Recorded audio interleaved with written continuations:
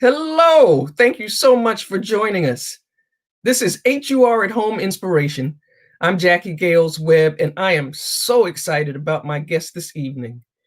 I pray that all Howard University alums had a great homecoming weekend. Tonight at 7 p.m., the Howard Gospel Choir is going to perform virtually. I know you don't want to miss that.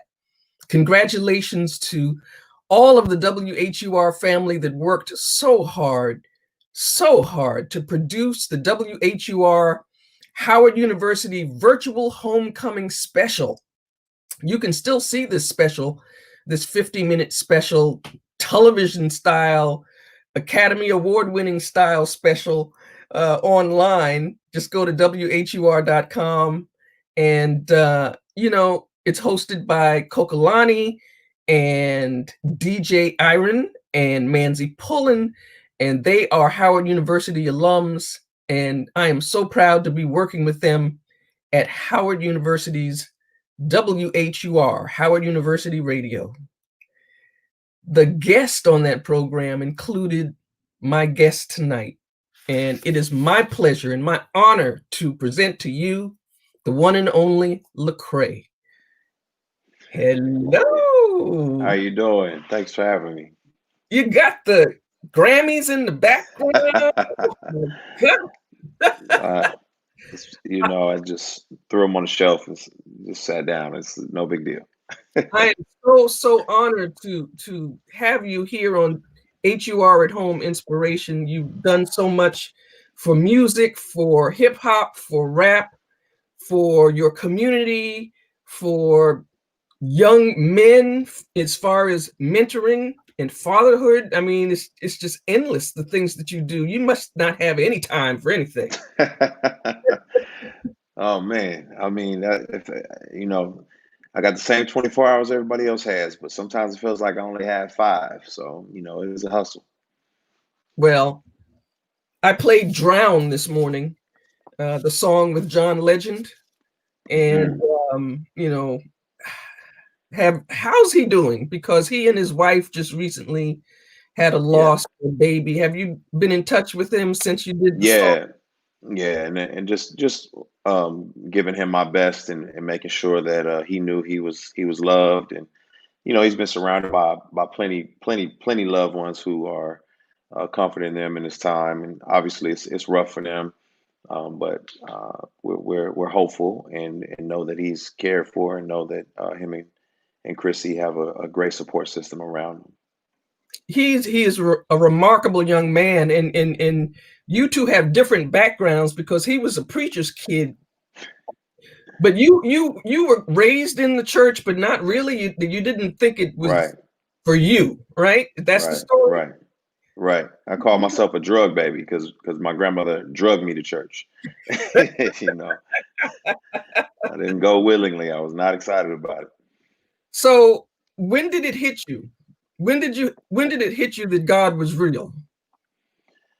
I was in such a kind of free thinking environment that I don't know. I think I questioned God growing up, but it was really probably around 17 years old, 17, 18, when life started getting a little bit out of control. And I just got faced with the reality that, man, if I'm in control of my life, I do not know what I'm doing. And I started investigating, and around 19, I went to a conference, and I think that's when God just hit me right between the eyes, and just, spiritual transformation, where I realized that, this thing called life is much bigger than I can understand and comprehend, and God was at the helm of it. Well, Tupac, it was your hero when you were growing up, so it makes much sense that you use the form of hip hop and rap as your expression going forward, and you do it in such a wonderful way, and have inspired so many people. But rap and hip hop has such a bad reputation for some odd reason. And tell us about how hip hop and rap can really help all people, not only young people, but all people with their expression of God's love? Yeah, that's a great point. Everything is can be a virtue or a vice. It's all about how you use it. And you even go back to the origins of gospel with people saying that it was uh the juke joint tunes that were twisted, and people thought it sounded a little too worldly because it wasn't the hymnals that people were used to. And so you it's just all about how you use it, and do you want to use it for good, or do you want to use it to promote um something that's negative? And so for me, what I've seen is individuals who have used hip hop music and rap music to promote some of the positive aspects of life and faith and health and hope. And that's the lane that I want to run in for people. I want people to be able to hear the realities of life, but hear the hope, and hear the joy and the spiritual truths that I believe in the music. That's beautiful. You have a new book out called "I Am Restored: How I Lost My Religion But Gained My Faith." What's that about? Yeah. Well, the book is you know when we're talking about religion, obviously, in our kind of time, where in our culture and time, religion is following a bunch of rules in order to be accepted. In order to have church folk accept you, in order to have God accept you, you got to follow these rules. But that is not a relationship. That is not faith. That's not a belief that you're loved and already accepted. You're working to be accepted instead of understanding you are accepted. And so religion is when you obey so you'll be loved. Relationship is when you are loved, and so you obey just because I'm honored to do it. And so I was so busy trying to prove myself that it tore me apart. And when I couldn't live up to my own standards, I found myself in a very dark place. And restoration, or being restored, is me asking God to pick up the pieces and restore that relationship so that I can be a restored human being. Who are you trying to prove yourself to? Oh man, that's now we need some time for that one. But but growing up without my father in my life, of course, there was a chip on my shoulder and feeling as if I was unworthy. So there was a sense of trying to prove myself to the world, and then there's a sense of trying to prove myself to church folks and Christians who felt like, man, you got to do this or you got to do that, or you can't say this and you got to be this way. And then it was all of that. I put all of that weight on God and felt like God wanted the same thing from me. God would not accept me unless I followed every, line and did everything perfectly. And so I just didn't have a good concept of grace and love. Mm, that's really heavy because many people have that feeling that they're not worthy of God's love. Hmm. But that's Hmm. that's what grace is all about. Amen. Amen. Yeah. Now, you are very popular not only in the African American community but all over, multi-ethnic and racial and stuff. Hmm. But you were very vocal and very active with your social activism, and you spoke out when you saw racial injustice in your music. And some people didn't like that. They did And not. I I I think about the fact that we're going to have an election. They're going to be after, no matter who wins, they're going to be some happy people, and there's going to be some really unhappy people.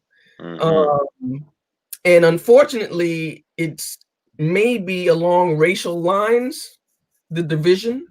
And I noticed in your background that you did go to Yale University and spoke to them about bridging the racial divide. What did you tell them?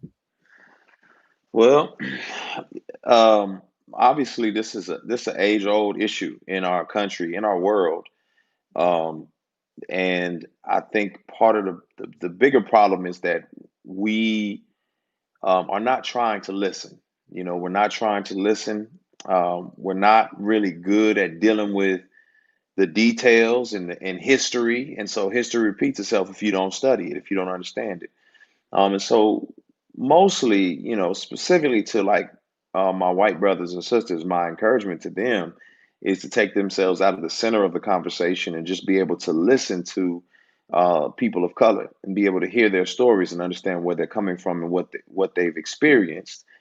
And for my brothers and sisters of color, specifically my African American brothers and sisters who've been under the weight of racism in America since the beginning, I'm always encouraging them to use their anger constructively, not destructively, but constructively. What can you build with that? We have an amazing African American history museum in DC because of constructive emotions, and that is what creates legacy. And you close that divide by being constructive and building and being gracious and welcoming conversations, and allowing those who want to listen. You're absolutely right. And I always think that one way to bridge the divide is to try and find the common humanity in each other. You would think that would be God. Right. But even then, there's a division. But, God will make a way. Absolutely. Might not see it right now, but God will make a way. Absolutely. And then, another thing I tell people as well is that we're supposed to be a body. And so, when your body, you need every part of your body. And when one part of my body hurts, I'm hurt. I can't ignore that part of my body. So if the arm is hurting, you can't say, well, that ain't, I'm a leg. I don't have nothing to do with that. You listen to all of your body parts so that you can be one whole healthy being. Right. You worked with President Obama on an initiative around fatherhood and mentoring young men. Is that initiative still going on? Yeah, it was something that it's still going on in terms of an initiative that continues on as far as in the community, but it was something that he had instituted during his administration, and so it was a campaign to put things on the forefront. And so myself and Dwayne Wade and President Obama were just using opportunities to encourage fatherhood, encourage manhood. And what we've seen, over the course of time, is specifically in the African American communities, is right now Black fathers are some of the most involved fathers in America. And so we've seen a drastic shift, and it's a beautiful thing to see. It's a beautiful thing to see. There may be some young men or old men that are viewing us right now that may have had the similar experience that you have had, with where your father wasn't there earlier in your life. I understand that you recently reconnected with him this year. Talk about that. Talk about the effects of not having a father early in your life, and then let us know how that was in August when you actually were able to reconnect with the father that you didn't have. Yeah. Well, obviously it leaves a gap in the life of especially a young boy, but any child who doesn't get to experience the consistency of their father in their world, in their life. And for me, because I didn't have answers to certain questions, it left some emotional trauma. I didn't know why he left. I didn't know where he was, and it's hard for a child to comprehend that it has nothing to do with you. And so you take that on yourself. You take that guilt and that shame on yourself. And so that was something that I had to wrestle with, just never knowing why. And so when I finally got to meet him, for the first time, to sit down and have a conversation with him, in August, I was able to just ask him questions. And I went into that with no expectations. I didn't go in expecting it to be this, kumbaya moment. I didn't go in expecting it to be, we're going to walk off in the sunset. I just wanted to be able to say, at least I got to lay eyes on him and ask some of the questions that I've been wanting to ask. And it turned out to be very restorative. I was able to get to have a conversation with this man and hear his perspective and hear his side of the story. And then more than anything, I got to see where I get some of my own mannerisms and my gestures and how we're similar. So some gaps got closed in my understanding of who I am. That must have been so nice, really. Yeah, it was. And I'm sure it was tension filled and emotional, but it must have been really, really nice. Has he connected with your son? Yeah, so my we actually had a phone call where they got to talk, and he just got to hear their voices. They got to hear his voice. And so, for me, it's baby steps. It's really trying to introduce them to him, and letting our worlds kind of naturally come together instead of just trying to rush and just, because to me he's a stranger, even though we have this biological connection. It's taking the time to get to understand him, and know his world, and him to understand my world. And so there's not unnecessary pressure for him to be something that he never was, and for an expectation of my kids to expect this grandpa that they don't know. Wow. I mean, it must be emotional for him too. I mean, probably there's some sort of guilt that he Hmm. might feel, and then pride to find out that his son is Lecrae. My. Yeah, um, you met your wife in Bible study, right? I did. I did. Oh, I what, met my what wife in Bible study. and so through I know, I'm sure she must be gorgeous, but other than that, what attracted you to your wife? Well, the funny thing about it is, I didn't, like I said, I didn't grow up in church. Her father was a minister, a reverend, and uh, and she was raised in church. It was a no brainer for her to go to college and to join a Bible study. And for me, I was this kid who was came in on a scholarship and was exploring, just trying to find my way and figure stuff out. So I would, go to different meetings. I'll go to NAACP meeting over here, and go to the philosophy meeting over here. And I said, well, why not? Let me go to a Bible study. And I'll go to the Bible study, and you just have this idea of the young Christian girls. And so for me, she was just so precious, and I just didn't want to taint her with my worldliness at the time. So, but I thought she was beautiful. I thought she was very sweet, but she was very down to earth, and that was the thing I really loved about her. She just has never been about putting on airs. What you see is what you get.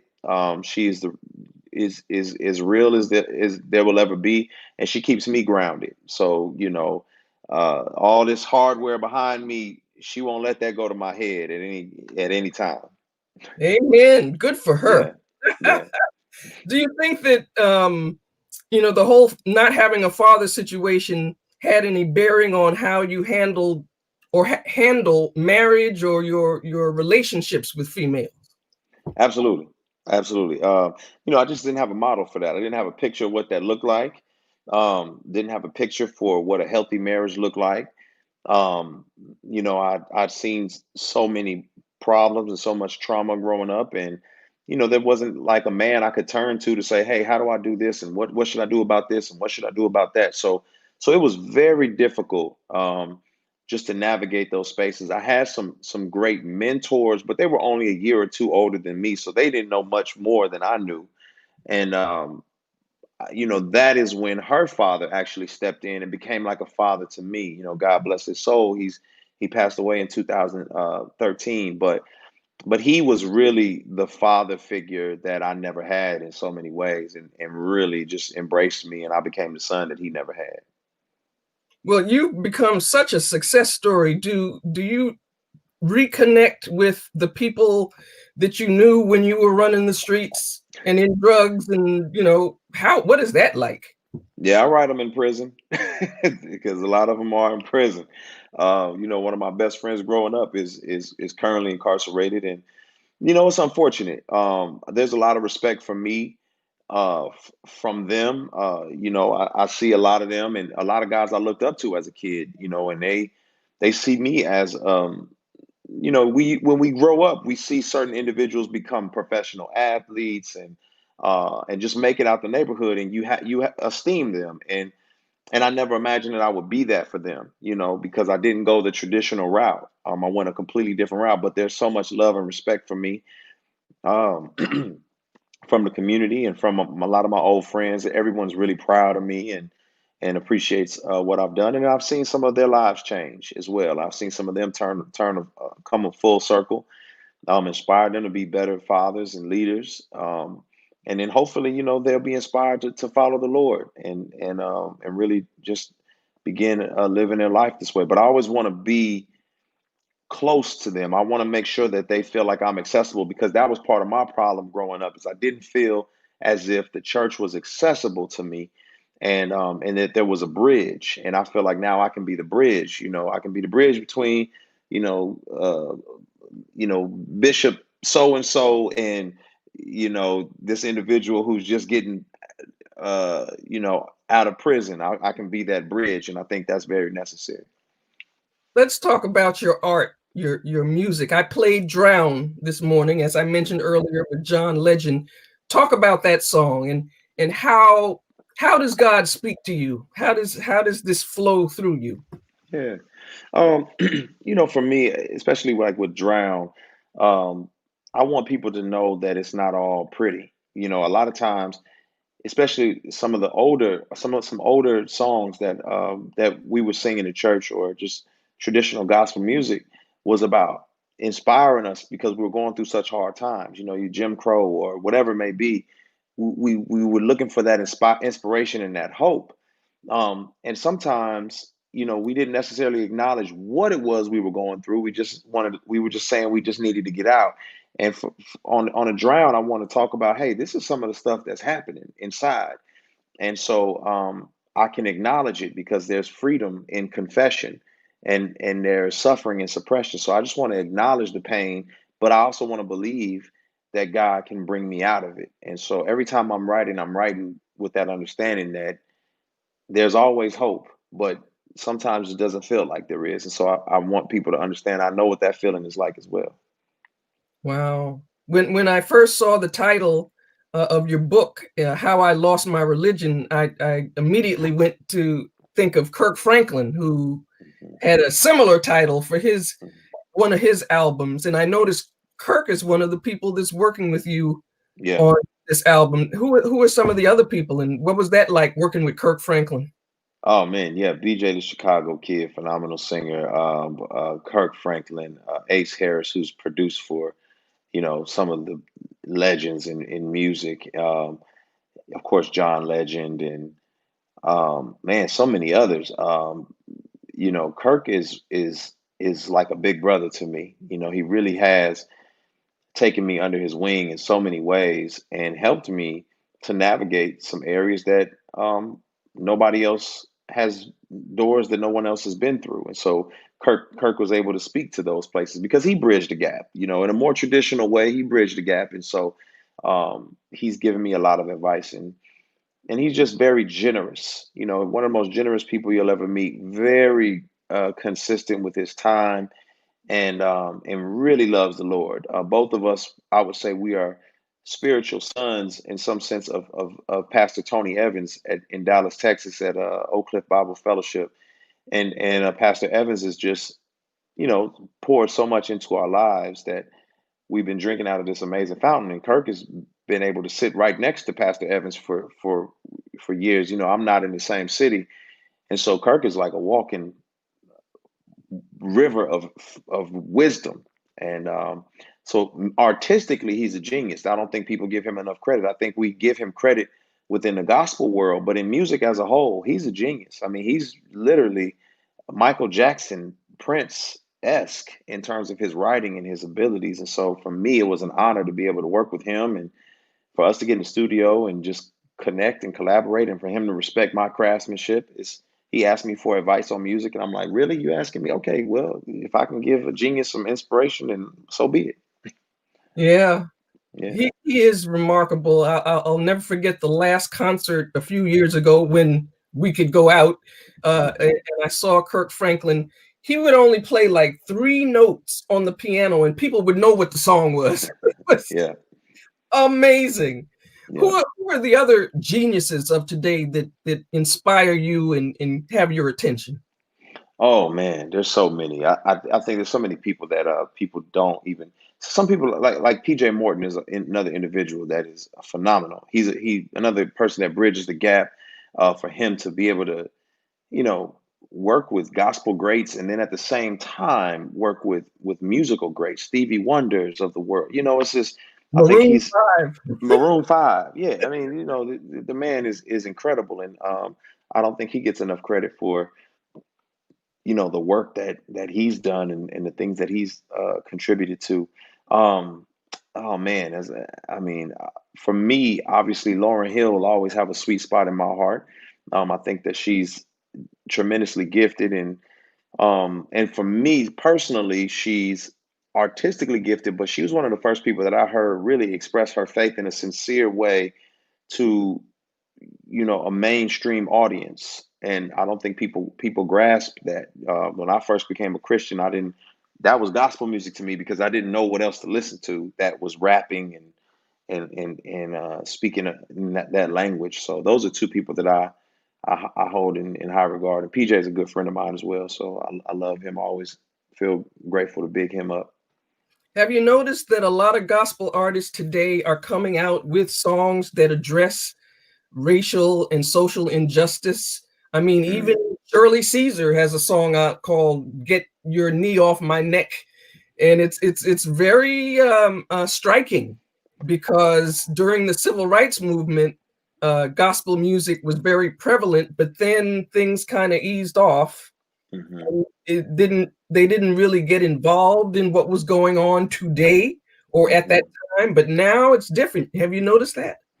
Yeah, I think that and this is just my own assessment, so I could be missing something. But in my experience, I remember sitting down talking to the late um, Representative John Lewis, and him telling me how Mahalia Jackson had to sing Dr. King out of a depression while he was lying in bed, and how intricate music was to the movement at that point in time.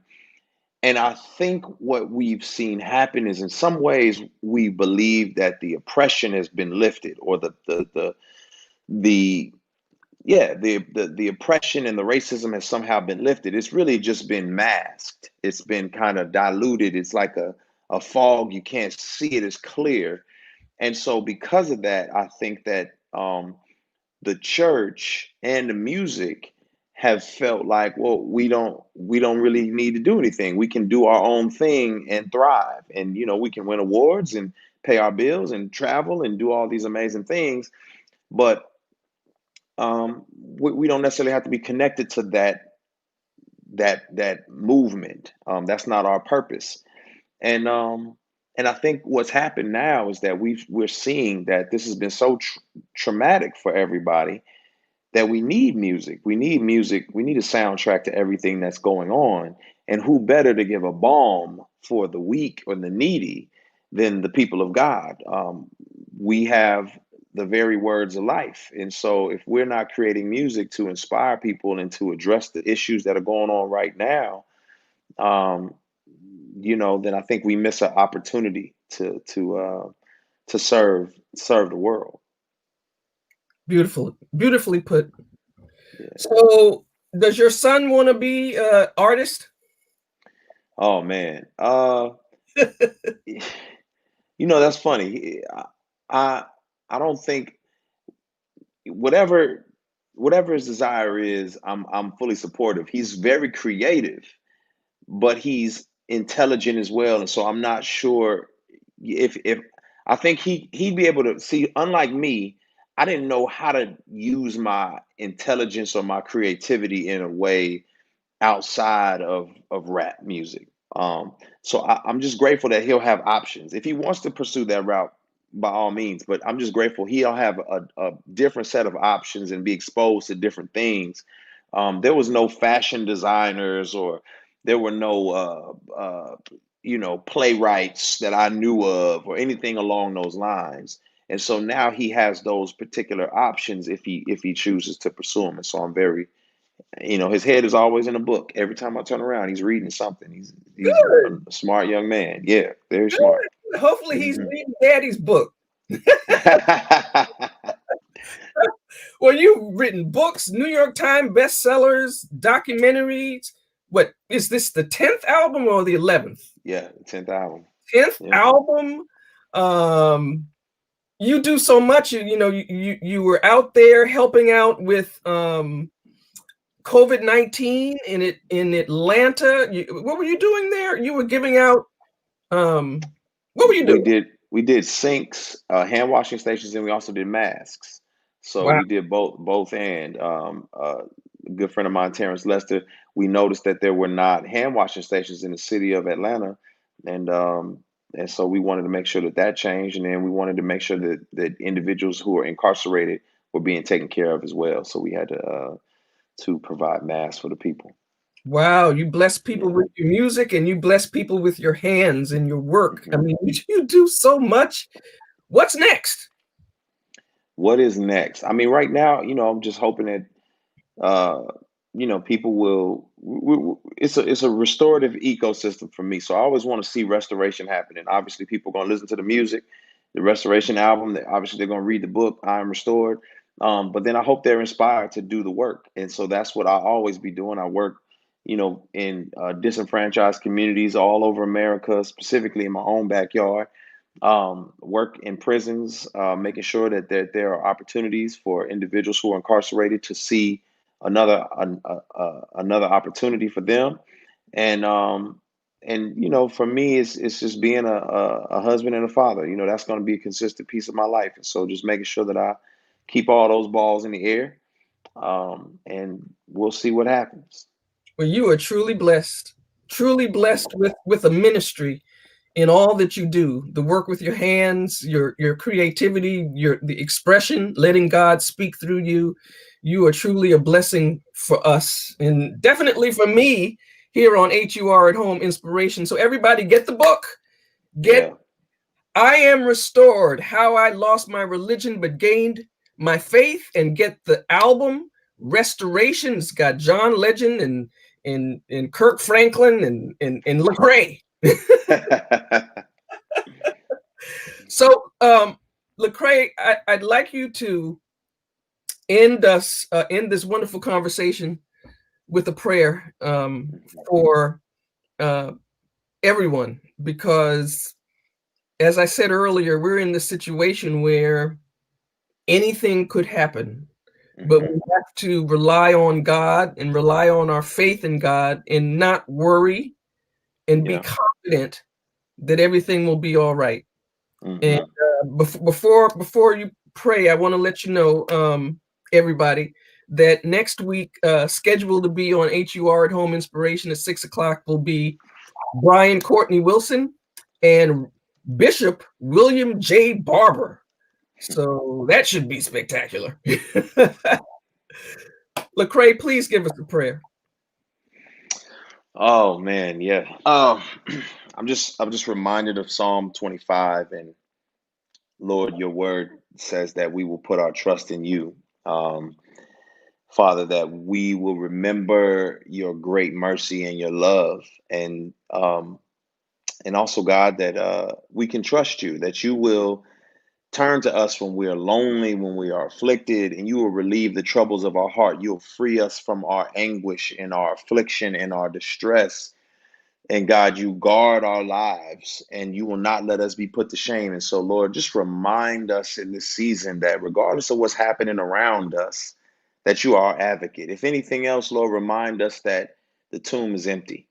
And if we can remember that death is already beaten. And so there's nothing that we can face that is more combative or more evil, God, than death and eternal separation. But you've already put an end to those. And so we can trust you with all of our circumstances. So, God, if that is joblessness, if that is health issues, if that is financial issues, Lord, whatever those issues may be, Lord, just remind us that you're walking with us, Lord, and that, Lord, you may not be able, we may not be able to see the way out, but you will see us through.